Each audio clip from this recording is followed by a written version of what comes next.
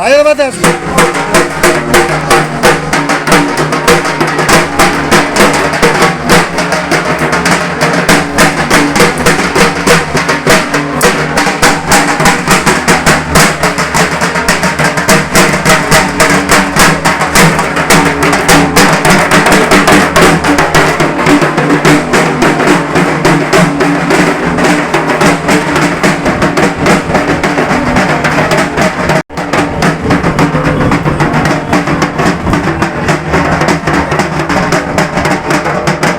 করবেন পুষ্পিতা চট্টোপাধ্যায়।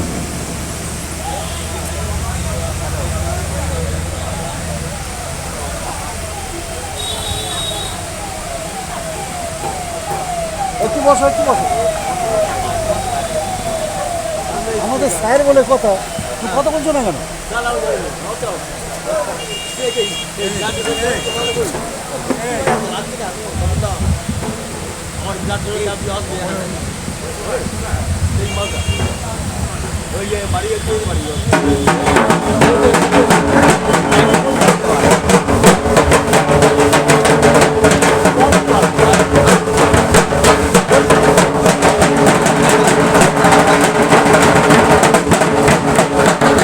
নেওয়ার জন্য আমি নিপা চক্রবর্তীকে বলছি।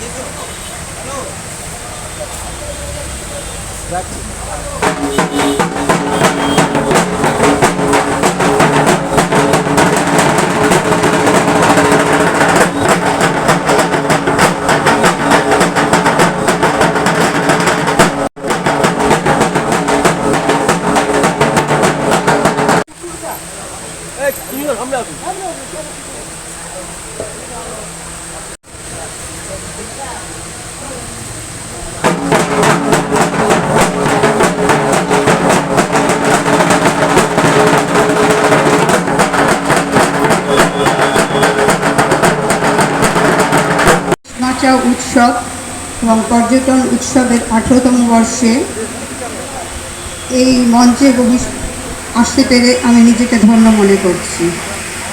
উপস্থিত মঞ্চ উপবিষ্ট সকলকে আমার শ্রদ্ধা শুভেচ্ছা এবং সামনে যারা শ্রোতা দর্শক রয়েছেন প্রত্যেকে আমার শ্রদ্ধা শুভেচ্ছা জানিয়ে আমি একটি সঙ্গীত পরিবেশন করার চেষ্টা করছি।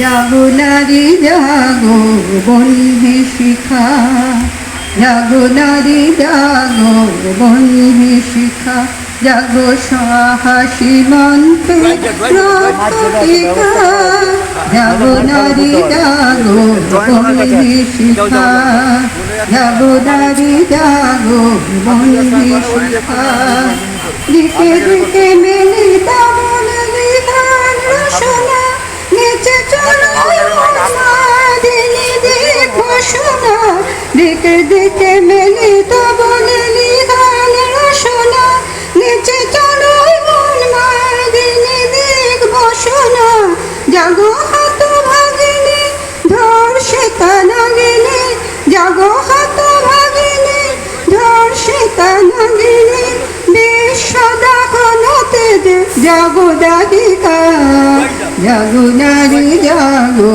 বন্যে শিখা। আমার ভাঙা রে মাঝি বাইয়া যাও রে, দীক্ষা শেখানা হইতে আগে করছো বিয়া, দীক্ষা শেখানা হইতে আগে করছো বিয়া, এখন বিনা খাতে গোলাম হইলে, বিনা খাতে গোলাম হইলে, গাইতের টাকা দিয়ার মাঝি বাইয়া যাও রে, মাঝি বাইয়া যাও রে, অকুল দরিয়ার মাঝে ভাঙাহারা ওরে মাঝি বাইয়া যাও রে বিদেশে বিপাইয়া যাও রে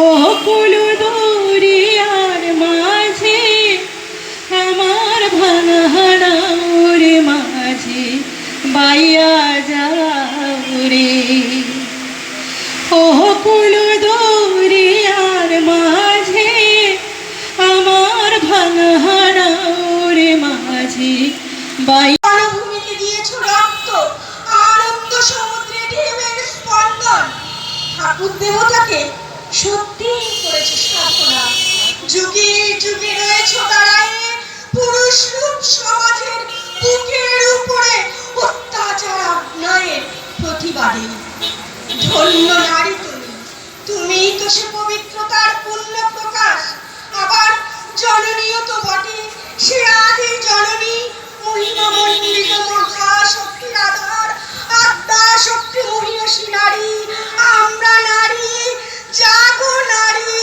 জয় নারী নমস্কার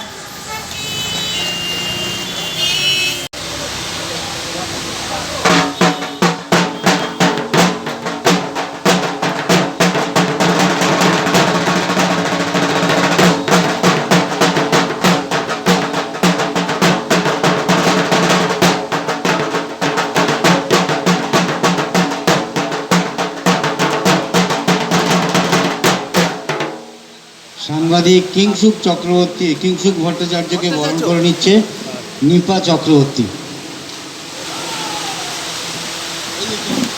সামনে আসুন দাদা এই তুমি তো সামনে আসুন আপনি তো পিছনের লোক নন হ্যাঁ সেই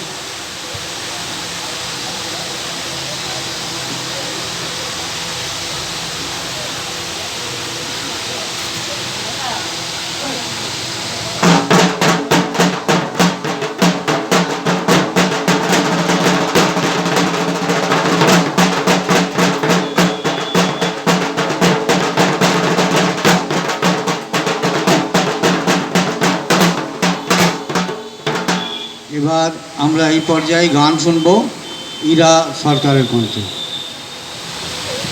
আন্তর্জাতিক ইলিশ বাঁচাও ও পর্যটন উৎসবের উপনিষ্ঠ কর্মী পুষ্পিতা চক্রবর্তী।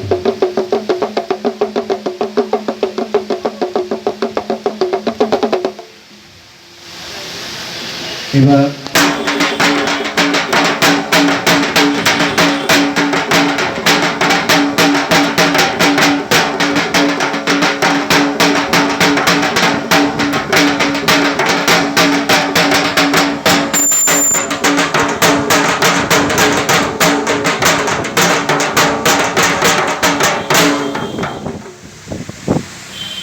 শিল্পী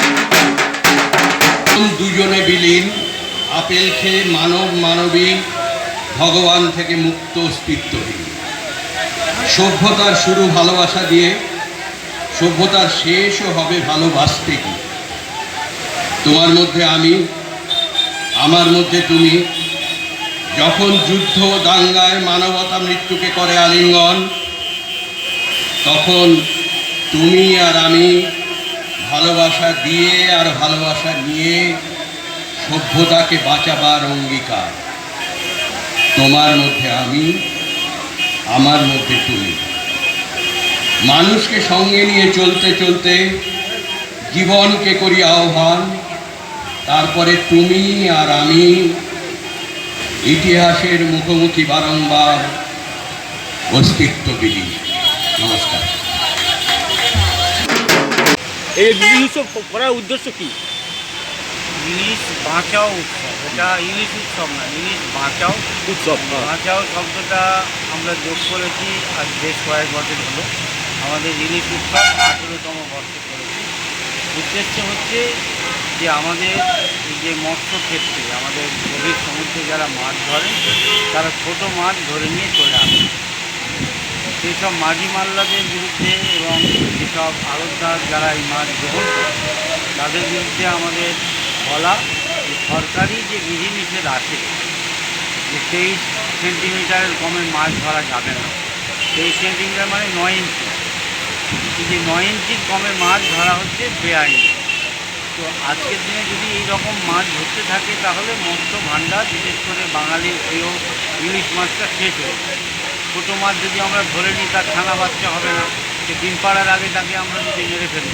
তো সেই জন্যে আমরা নাগরিক সমাজের মানুষ, আমরা ডায়মন্ড হারবার প্রেস ক্লাব এবং কুসুমের ফেরা সাহিত্য পত্রিকা আমরা এটা একটা প্রচার চালাচ্ছি অহিংসার পথে যে আপনারা বন্ধুরা আপনারা মাছ ধরুন। মাছ তো খাওয়ার জন্য আমরা ব্যাংকে টাকা রাখি, তার কারণ হচ্ছে ব্যাংকে টাকা সেটা বাড়বে, সুদে বাড়বে হোক বা তার ফিক্সড ডিপোজিট বাড়বে।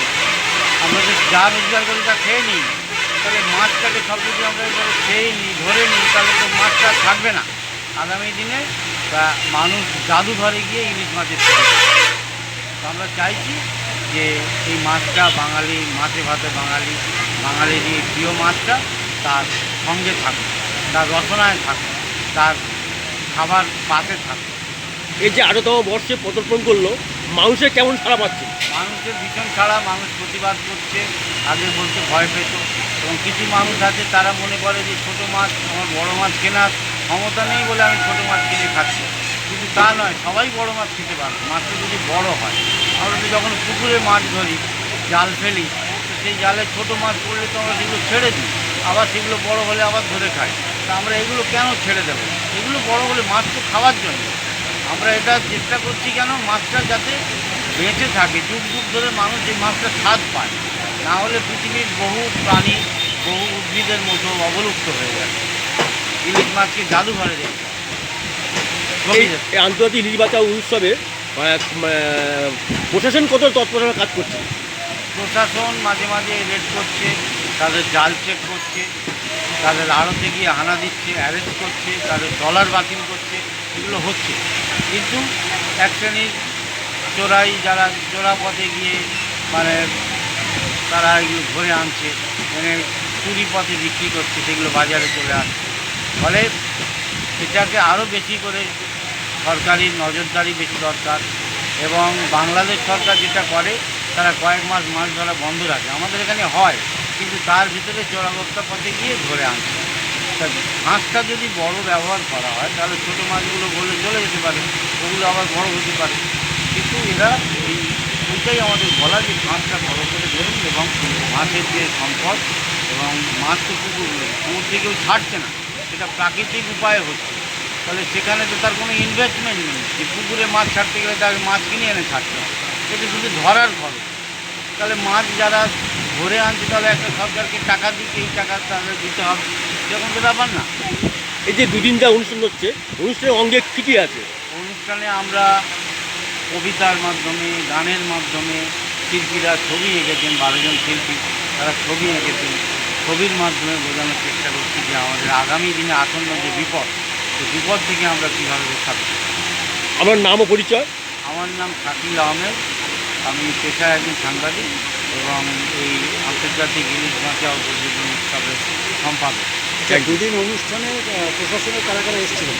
প্রশাসনের আমাদের একটু আগে তো ডিএম সাহেব ঘুরে গেলেন, এসডিও সাহেব, আমাদের চেয়ারম্যান, আমাদের বিধায়ক পান্নালাল হালদার, আমাদের ভাইস চেয়ারম্যান এবং আন্তর্জাতিক খ্যাতিসম্পন্ন চিত্র পরিচালক রাজা সেন উনি এসেছিলেন, ভ্রমণ গ্রন্থের লেখক বিশিষ্ট কবি ভূপর্যটক অমরেন্দ্র চক্রবর্তী নিয়ে এসেছিলেন। এরকম বড় বড় মানুষ এখানে এসছেন এবং সাধারণ মানুষ তারা আসছে, তাদের সারা বাংলা জুড়ে বিভিন্ন জায়গা থেকে।